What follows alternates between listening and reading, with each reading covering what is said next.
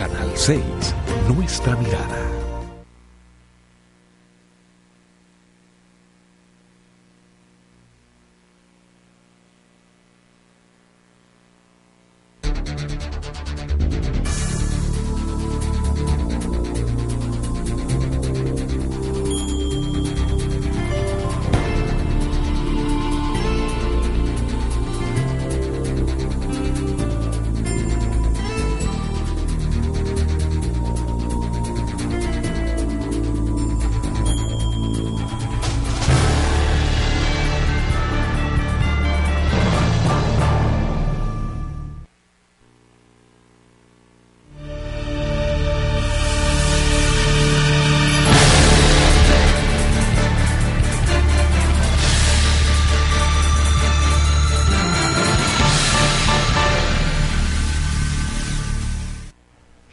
Según Harry Truman, expresidente de Estados Unidos, ningún gobierno es perfecto.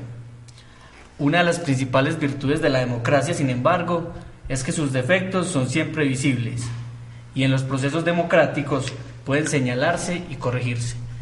Con esta frase queremos iniciar esta tercera entrega del programa Políticamente Incorrecto en la serie especial que hemos querido hacer con cada uno de los candidatos a la alcaldía del municipio de Guarne, quienes aspiran a gobernar el municipio en los próximos 4 años.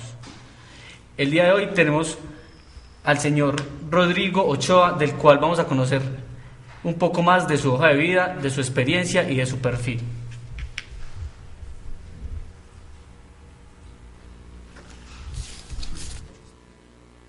Rodrigo Ochoa Espinosa nació en la vereda del Zango de Guarne. Estudió su secundaria en el Liceo Santo Tomás de Aquino del municipio. Graduado como tecnólogo agrimensor, topógrafo del Politécnico Jaime Isaza Cadavid y de Ingeniería Civil de la Universidad de Medellín en el año 1986. Durante su ejercicio profesional ha realizado permanentes seminarios, congresos y capacitaciones relacionados con su carrera profesional como ordenamiento territorial, con énfasis en planes parciales, derecho urbano y planes de negocios. En su experiencia laboral en el sector público se desempeñó como secretario de Obras Públicas del municipio de Guarne en los periodos 2001, 2003 y 2008 y en el sector privado como gerente de la CNT, Compañía Constructora Limitada, gerente de la Sociedad Topografía e Ingeniería Asociada S.A., entre otras. Hoy en Políticamente Incorrecto, Rodrigo Ochoa Espinosa.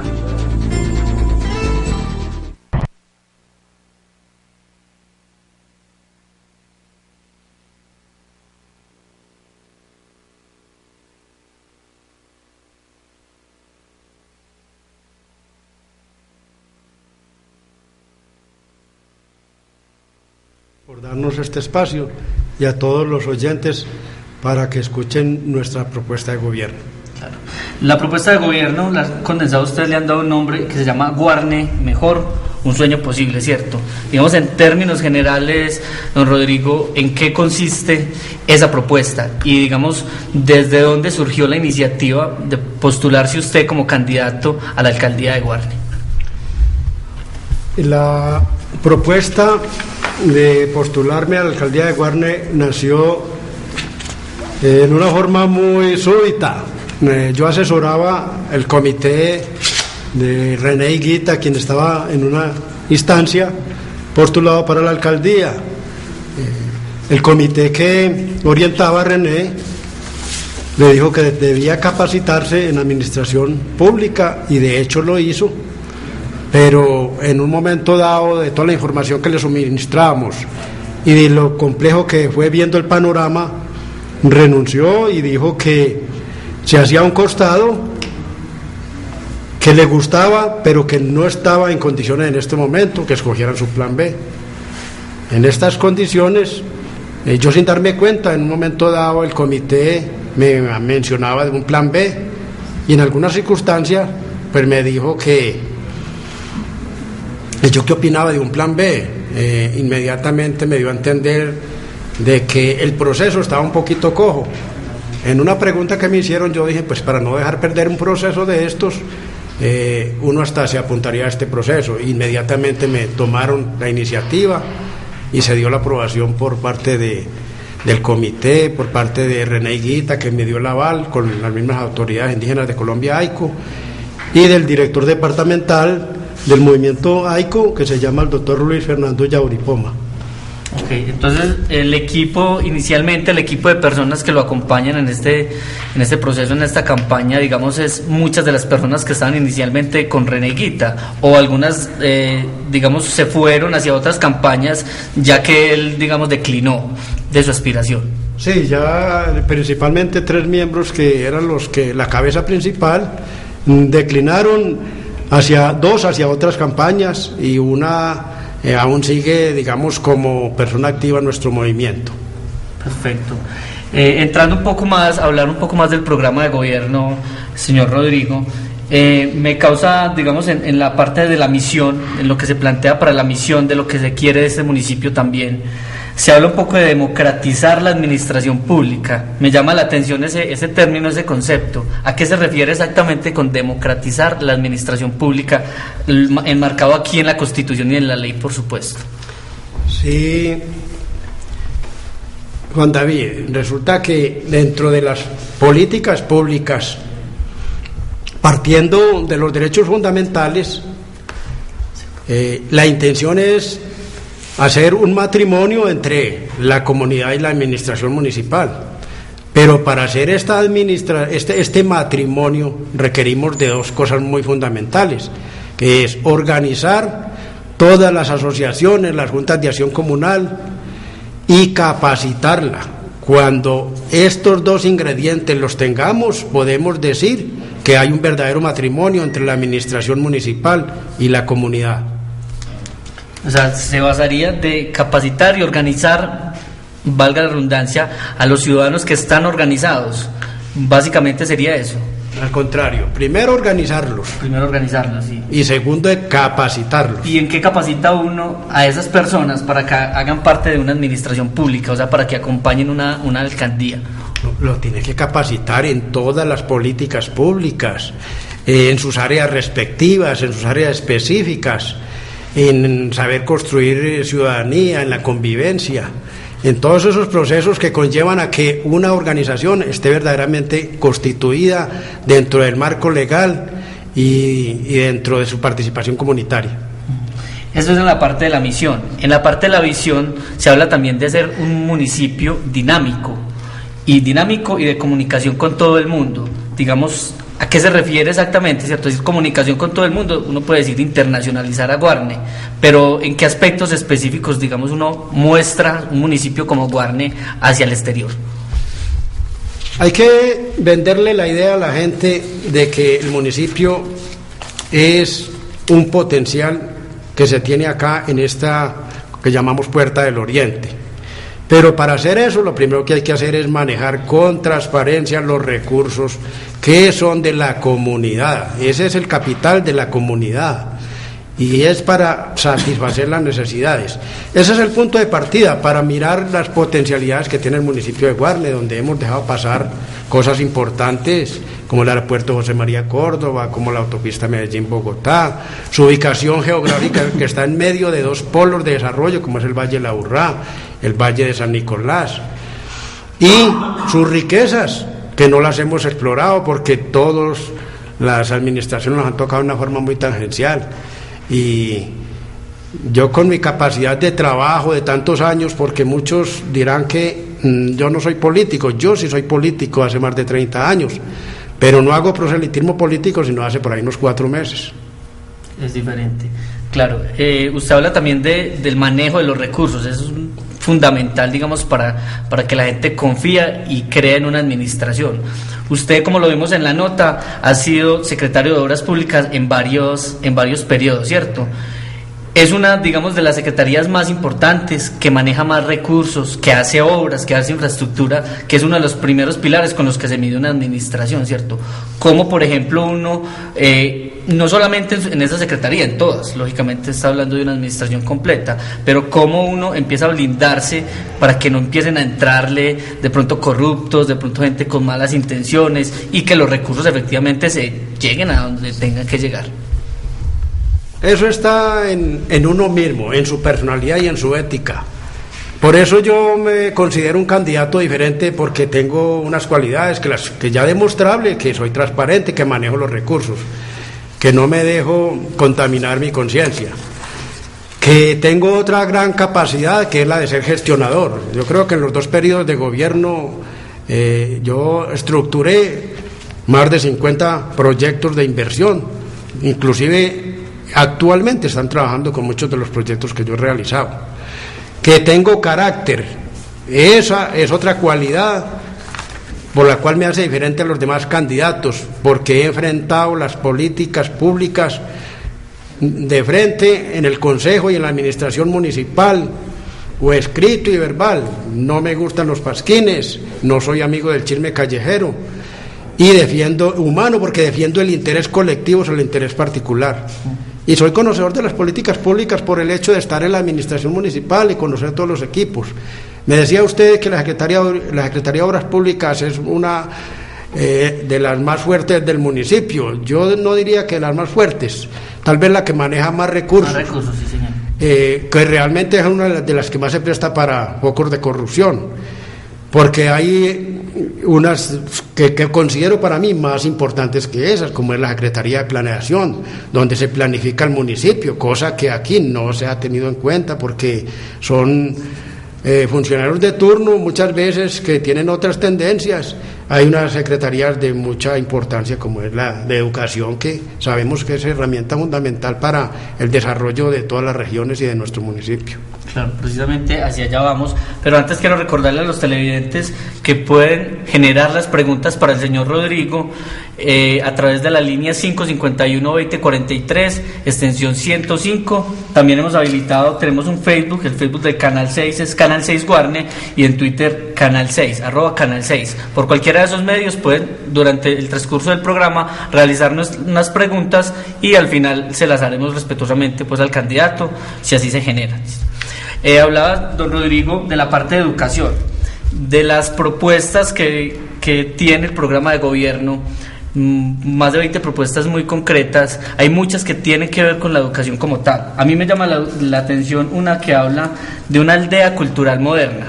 Es un concepto que no lo tengo muy claro y no me gustaría que nos lo explicara a qué se refiere. Suena inicialmente como un gran proyecto educativo que va a fomentar la calidad de la educación. Explíqueme si estoy en lo cierto.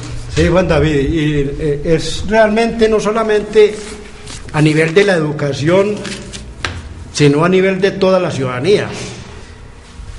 Consiste básicamente en interconectar las 2 instituciones más representativas del municipio, como son el Colegio La Inmaculada y la institución Santo Tomás de Aquino.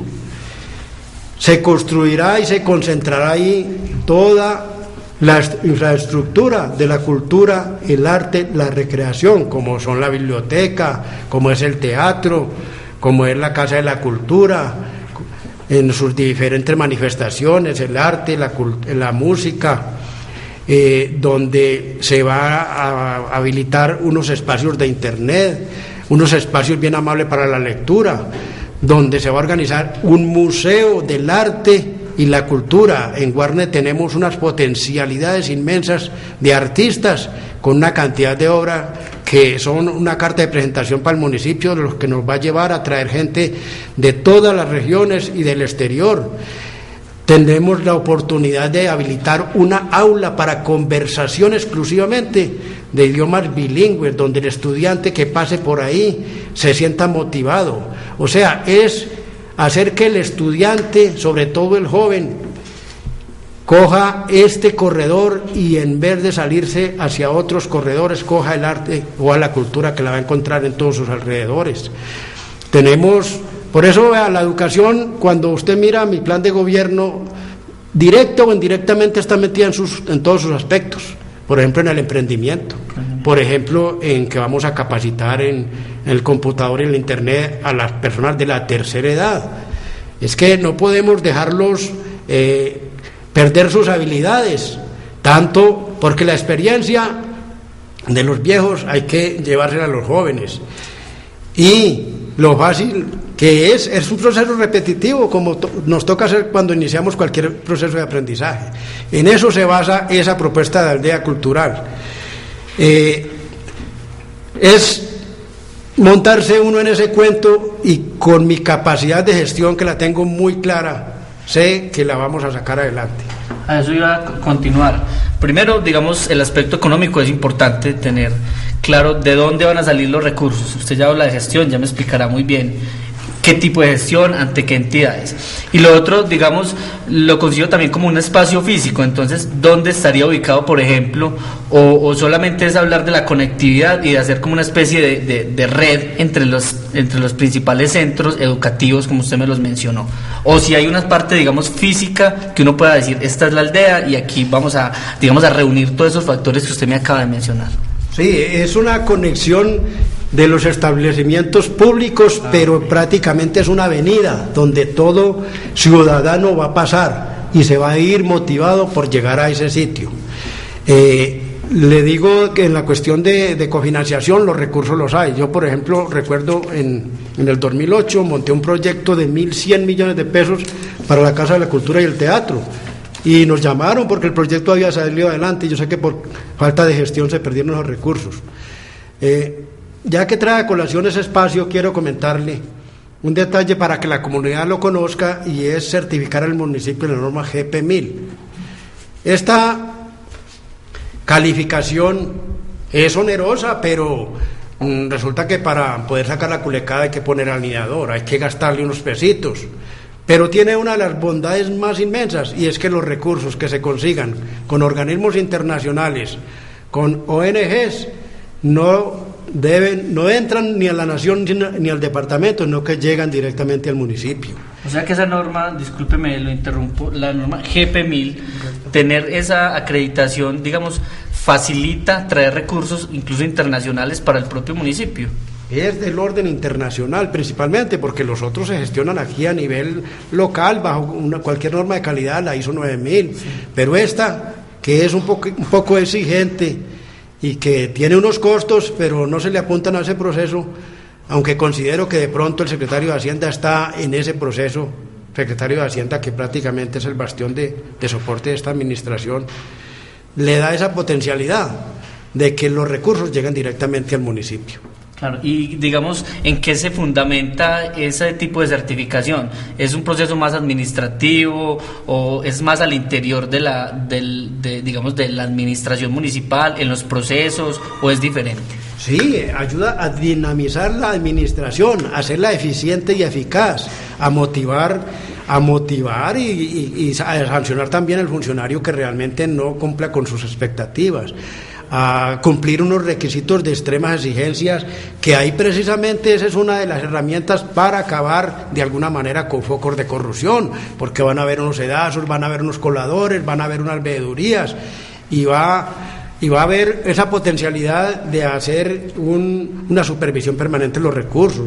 Mire que yo en mi propuesta tengo, por ejemplo, que voy a montar un tablero electrónico donde se van a manejar permanentemente indicadores, que la gente no tenga que estar haciendo derechos de petición para solicitar información, la van a encontrar muy a la mano. Tengo otra propuesta que es el gobierno en línea, que yo creo que enseguidita, si llegamos a ese tema, se los acabo de explicar. Claro que sí. Es un tema muy importante eso de la conexión entre administración y ciudadanía. Y usted me ha dicho que la educación es un eje transversal de prácticamente todas sus propuestas, ¿cierto? ¿Cómo socializarle uno a la comunidad, digamos a ambos? Porque hay gente que tiene, digamos, unos conceptos negativos de un funcionario público, pues un funcionario público en general. Dice, no, es que la burocracia, es que, digamos, no están para servir, digamos, de todo se ve.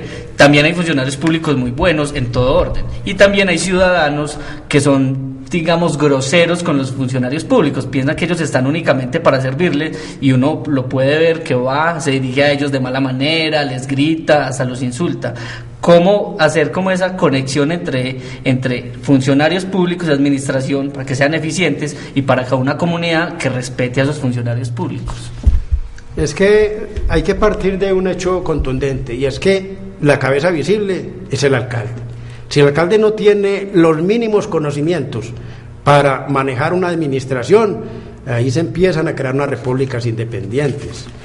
Tiene que haber una coordinación. El municipio de Guarne tiene una calidad inmensa de funcionarios, donde están los mejores consultores y muchas veces se van a buscarlos afuera, hay que aprovecharlos al máximo. Yo diría que es mínimo el personal que es ineficiente, no lo saben coordinar, no les saben dar sus tareas, no los motivan, no les dan sus iniciativas y las capacitaciones muchas veces que requiere el municipio. Claro que sí. Pasando a otro tema, don Rodrigo, usted ha sido una de las personas, digamos, que más ha participado en el proceso del proyecto La Brizuela. Ha sido una persona crítica con ese proyecto. ¿Cómo cree usted que va a quedar ese proyecto al finalizar esta administración? ¿Se podrán sacar algunas casas? Realmente, digamos, que decirle a la gente que hay que esperar hasta el otro año, y qué se hará con el proyecto de vivienda a futuro. David, ese es un proyecto realmente pues que ha sido como la piedra del zapato de esta administración. Bueno, y no solamente ese, porque si uno alcanza a hacer una relación, hay por lo menos 8 o 9 puntos del plan de desarrollo que no se alcanzan a cumplir. Ese es uno que arrancó mal. ¿Por qué digo yo? Porque en el plan de desarrollo estaba una propuesta de 200 viviendas de interés prioritario.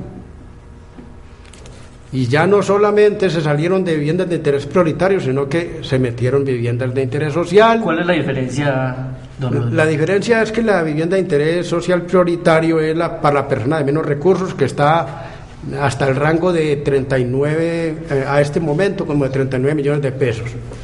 Y la de interés social alcanza a llegar hasta los 69 millones de pesos. Entonces vemos, se salió primero de la especificidad de meter vivienda de interés social. Segundo, se metieron en un cuento muy grande, de 200 viviendas se pasaron a 720 viviendas. Yo creo que aquí el Consejo Municipal en pleno también tiene que ver mucho con eso, porque eso para mí es un acto, puede ser de irresponsabilidad, pero de mucha ligereza, porque lo primero que deberían haber realizado era un estudio socioeconómico, técnico y económico para ver la viabilidad, que yo sé y tengo ya cifras muy concretas que ese proyecto no era viable desde un principio. Para no salirnos de la pregunta, ustedes saben cómo fue la capitalización de esos recursos. Esos recursos en estos momentos nadie los tiene seguros, no se sabe dónde está esa plata. Si usted conoce el mecanismo que se dio, que eso lo conoce todo el pueblo de Guarne, cuando la Junta de Acción Comunal María Auxiliadora, que sirvió, perdóneme decir la expresión, de testaferro o de una captadora de recursos ilegales, desde ahí sigue otra segunda falla, porque las juntas de acción comunal por ley no pueden captar más de 30 millones de pesos. Y esta Junta de Acción Comunal captó más de 2.000 millones de pesos. Para no entrar en temas más específicos, donde hubo falsedad de documentos, donde hubo información desorientadora, la Junta de Acción Comunal capitalizó esa plata a través de una entidad financiera. Pero seguramente por iniciativa del mismo municipio, para hacerle enguince a la ley y no pagar unos impuestos, la Junta de Acción Comunal le dona al municipio ese terreno. Basta un poco de sentido común y pregunta que la he hecho directamente ante el Consejo, que me digan jurídica y contablemente dónde está esa plata. El alcalde empezó a dar unos recibitos de que esa plata existía y no los volvió a dar porque sabía que no existen. Es más, en este momento hay un pronunciamiento del secretario de Hacienda donde dice que allá no hay plata de ese orden, o sea, esa plata está por otros lados. Mire, tan es así que esos 4 millones de pesos que aportó la gente no entran al ahorro programado. Y creo que los oyentes, y usted, David, por conclusión se da cuenta que esos 4 millones no están jurídica y contablemente soportados en ninguna parte. Por la buena voluntad o la buena fe, es posible que esta gente, los potenciales beneficiarios, recuperen esos dineros, que en ese espacio sí estoy trabajando yo con 2 abogados y otro profesional urbanista, en el derecho urbano, para asegurar que esos recursos no se vayan a perder. Pero mire que conseguir esta casa se puede volver una pesadilla. En estos momentos los potenciales beneficiarios todavía saben que tienen que quedar con una deuda de 17 millones de pesos, en condiciones normales, sin saber que hay una cantidad de imprevistos, que falta mucha plata, que son apartamentos muy pequeños, sin patio, que la gente todavía no le han hecho el trabajo del manual de convivencia para saber, o un modelo para enterarse qué es lo que tienen allá.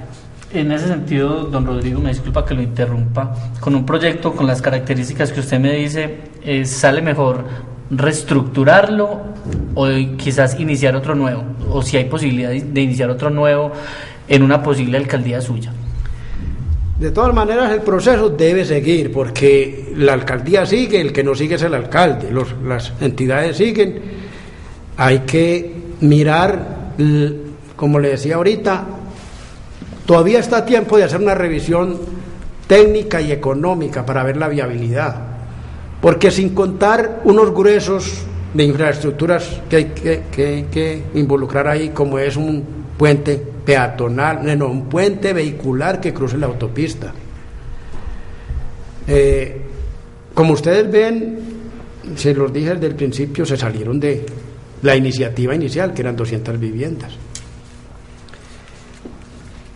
Ese proyecto se debe seguir, cualquier alcalde debe seguirlo, simplemente que tiene que hacer todas las consultas de rigor, las consultas con los organismos de control, pero el proyecto debe seguir, no se sabe cuándo y se demora mucho más. Los beneficiarios tienen que pagar unas cuotas de administración, cosa que seguramente no le han dicho. Hay muchas arandelas por delante. Esperemos que esta ilusión no se vuelva una pesadilla para muchos, pero lo que sí estoy seguro es que en esta administración no creo que sea no sea viable entregar viviendas y puede demorarse varios años, porque aún se están encontrando deficiencias en los estudios técnicos, por ejemplo, de suelos que se tenían, situación que ya deja un vacío donde de pronto, porque desgraciadamente hay profesionales en todas las ramas inescrupulosos, pueden haber hecho un estudio simplemente para cumplir un requisito y no para que realmente se viera la viabilidad técnica y económica. Don Rodrigo, pasando a uno de los puntos que me parece muy interesante, incluso me va a permitir leerlo textualmente para que no se vaya a dar a malas interpretaciones, es lo que usted propone acerca del manejo de los residuos sólidos. Correcto. Lo voy a leer, es la socialización, sensibilización, participación y construcción de un parque ambiental para el manejo de residuos sólidos en un predio de 2 hectáreas. Es más o menos. Hace quizás más de un año, se hablaba de que se iba a hacer un basurero en Guarne. ¿Es esto un basurero o qué diferencia hay entre hacer un relleno sanitario y hacer un parque ambiental para el manejo de los residuos sólidos? Bueno, este es un tema que nos compete a todos porque todos somos productores de basura y no lo podemos volver un mito. En el marco de la ley está que cada municipio debe resolver el manejo de sus residuos sólidos. El relleno sanitario es un término que es normal, pero ya lo volvimos como un mito, como algo desagradable. Le damos ese carisma como para cambiarle también desde el mismo nombre su comportamiento de que sea un término amable. Parque ambiental. Parque ambiental. Se han fallado 2 propuestas buenas por falta de hacer el proceso de socialización, sensibilización y participación de la comunidad, lo que hablábamos al principio dentro de nuestras políticas públicas. Como secretario de Obras Públicas, recibí 2 alternativas de gente idónea de unos manejos muy económicos, que como lo menciono en mi propuesta de gobierno, no llega a 500 millones de pesos. Este dinero solamente paga en un año la empresa de servicios públicos por el flete, sin contar lo que paga allá en el relleno de la pradera, sin contar los costos de recolección, costos administrativos. Entonces estamos dejando perder, mírese, una cantidad de plata, yo sin contar una cantidad de productos agregados como son emprendimiento, hay una cadena de generación de empleo, se ahorrarían más de 2.500 millones de pesos. ¿Y por qué digo yo que esto no ha sido de iniciativa de otros alcaldes? Por ejemplo, al actual alcalde, cuando se le quedó en el camino el del manejo de las transferencias de los residuos sólidos acá por un manejo de acopio, que era normal, simplemente no se agotaron todos los procedimientos, pero lo más crítico fue que no agotó más procedimientos. Es lastimoso decir, tal vez un ex candidato aquí a la alcaldía de Guarne, que estuvo en la consulta popular, me dijo que dejaron perder un camión de la basura que le iba a entregar a la gobernación por hacer un negocio por fuera de esa iniciativa que le iba a entregar el gobernador. ¿Y cómo socializar y sensibilizar a las personas? Usted mismo lo ha dicho, un relleno sanitario es una palabra que incluso atemoriza. A mí me dicen, me van a poner un relleno sanitario al lado de mi finca, pues mi finca va a quedar valiendo 3 pesos. Lo vimos cuando la curva de Rodas se saturó y fue muy complicado encontrar un nuevo terreno para hacer un relleno sanitario que debe cumplir muchas características. ¿Cómo explicarle uno a la gente? O sea, todos generamos basura, hay que ponerla en algún lado, por llamarlo así, pero entonces la gente dice, ¿y por qué me la van a poner a mí aquí enseguida? O sea, ¿cómo hacer ese proceso de capacitación y socialización con las personas? Que es difícil. Sí, no, difícil no es. Resulta que los funcionarios, o digamos los burgomaestres de turnos, es lastimoso que por hacerle un daño a la comunidad no hacen procesos que son buenos de administraciones anteriores. Y antes de que me olvide un detalle muy importante, la pradera se colmata en el 2014. Se termina.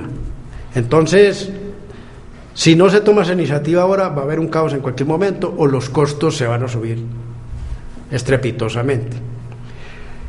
Mire que esto es un cuento que es tan sencillo y parto de simplemente elementos que ya se habían iniciado en una administración. Se había iniciado con un proceso de la separación en la fuente. Eso fue en el periodo de gobierno del 2001 al 2003. Del 2004 al 2007, por celos políticos, desgraciadamente, no se continuó con ese proceso, siendo bueno para la comunidad que venía en proceso. Entonces, mire, llegamos más o menos, dentro del conocimiento que tengo, de entregar más o menos 7 bolsas a todos los habitantes o a todas las viviendas donde se van a clasificar. Eso va a ser, primero, generador de empleo en el municipio. Segundo, más generación de empleo cuando toda esa producción, cada uno en sus bolsas, va a generar otras iniciativas.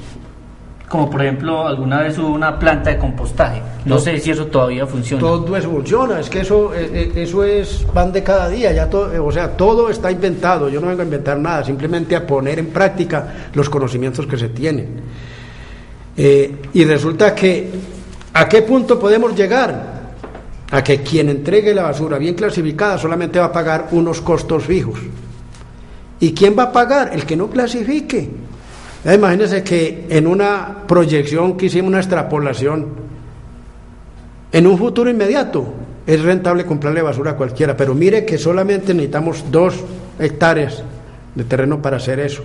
O sea, esto no es un cuento del otro mundo, son procesos que inclusive mucha gente en una forma artesanal casera los está haciendo, en el campo, en muchas partes.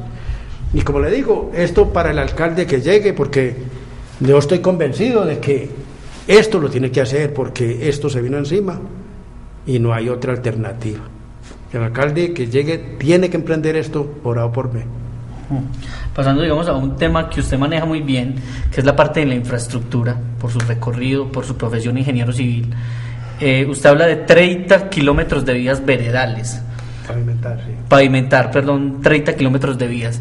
Digamos, ya hay un análisis de qué tipo o en qué veredas se podrían empezar a pavimentar esos kilómetros, o hay que hacer un análisis de cómo está el municipio en la parte rural en los temas de vías, y de ahí tomar la decisión, digamos, dónde es que vamos a pavimentar. Es muy valiosa su pregunta porque dentro de mi propuesta y la comunidad de Guarne sabe que yo capacité, tal vez el primer funcionario capacitó a las juntas de acción comunal en el periodo 2001-2003. Les enseñé muchas actividades de la ingeniería, les enseñé a contratar, que nunca habían contratado con el municipio a través de convenios. Entonces, y saben que la plática conmigo rinde más porque realmente es participativa. Ese fue otro proceso que desgraciadamente la administración del 2004 al 2007 no la siguió, como les digo, desgraciadamente haciéndole daño a la comunidad y al mismo municipio por no seguir las iniciativas de administraciones anteriores siendo buenas. Yo hablo de 30 kilómetros y me pongo como tope mínimo ese, pero yo sé que voy a hacer más, porque la misma norma GP1000 me va a dar muchas herramientas, las mismas capacidades de gestión me va a dar capitalización de recursos del orden nacional en convenios con la gobernación, con financiación. Existen una cantidad de herramientas hermosas que son la valorización, que aún sigue siendo válida, bien estructurada, haciendo un buen estudio socioeconómico donde no se castigue al habitante de la zona. Otra herramienta poderosísima, la plusvalía. Hoy el Partido Conservador, debo decirlo, con Carlos Zuleta y el concejal Ruperto Rodríguez están diciendo que es un impuesto más que Rodrigo Ochoa quiso montar. Y está en la ley 388 de 1997, está en el ordenamiento territorial. Mire, qué lástima, por no tomar esa iniciativa el municipio de Guarne ha perdido más de 60.000 millones de pesos que lo hubiera podido aplicar en la autopista Medellín-Bogotá. Entonces, cuando un candidato quiere hacer una política de estas, que busquen simplemente el término, si quieren el diccionario, para que no se engañen y no engañen a la comunidad. Herramientas como esa. No sé exactamente, hay muchos sitios extraordinarios, hay comunidades deprimidas, hay sectores de ejes de turismo acá en Guarne, como es el corredor de la carretera antigua, que inclusive esa carretera pertenece al orden departamental, la cual podía hacerse un convenio con el departamento y con la nación. A recuperarla, porque esa es una vía de buenas especificaciones que va a ser necesaria para poder integrar el Parque Arví, porque en este momento la vía por Piedras Blancas es una vía supremamente peligrosa para carros de turismo largo, es una vía con unos diseños geométricos especificaciones muy bajas, y cuando el tráfico se incremente va a ser de muchos accidentes. Existen vías como el corredor de Chaparral, Juan 23, el distrito agrario, el sector de Guapante y Yolombal. O sea, no digo exactamente cuáles son las vías, pero las mismas comunidades van a ser las que van a dar la iniciativa, porque también ellos tienen poder en sus políticos, en sus contactos.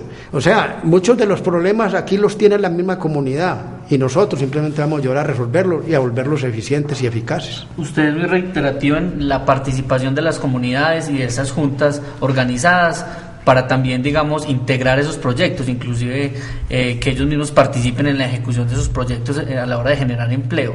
Hay una figura que se viene manejando, que es el presupuesto participativo, es decirle a la comunidad qué obras necesitan y que ellos mismos, digamos, puedan definir la prioridad de sus obras para invertir ahí el dinero, porque efectivamente nunca hay plata para todas las necesidades, entonces es priorizarlas. ¿Cómo cree usted que se ha manejado esa parte del presupuesto participativo? ¿Es algo que se tiene que seguir trabajando, se tiene que emular? ¿Es una buena propuesta que las comunidades hagan uso de esos recursos donde ellos crean convenientes? Es que el presupuesto participativo no es una iniciativa de la administración, eso es una ley. Eso es de obligatorio cumplimiento. Entonces, en esa medida simplemente hay que buscar lo mejor. Ahí es donde la administración municipal debe asesorar a todas esas organizaciones y a las juntas de acción comunal para que los proyectos sean los más eficientes, sean los más necesarios para la comunidad, que muchas veces se hacen cosas puntuales que no tienen un impacto en el mediano y en el largo plazo.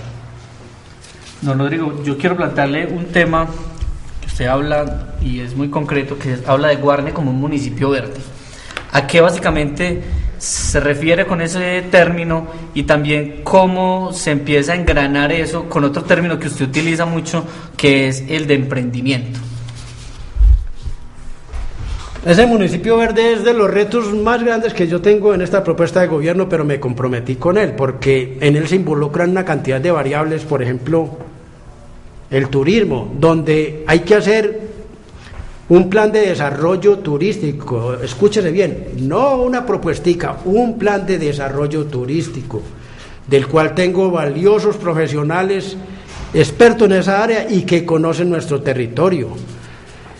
Tengo otra iniciativa que se involucra ahí, que es un plan de desarrollo industrial, porque hay una descoordinación y al municipio se le abrieron acá las posibilidades a las empresas que el municipio no las necesitaba y fuera de eso le dio unas gabelas, unos ingredientes.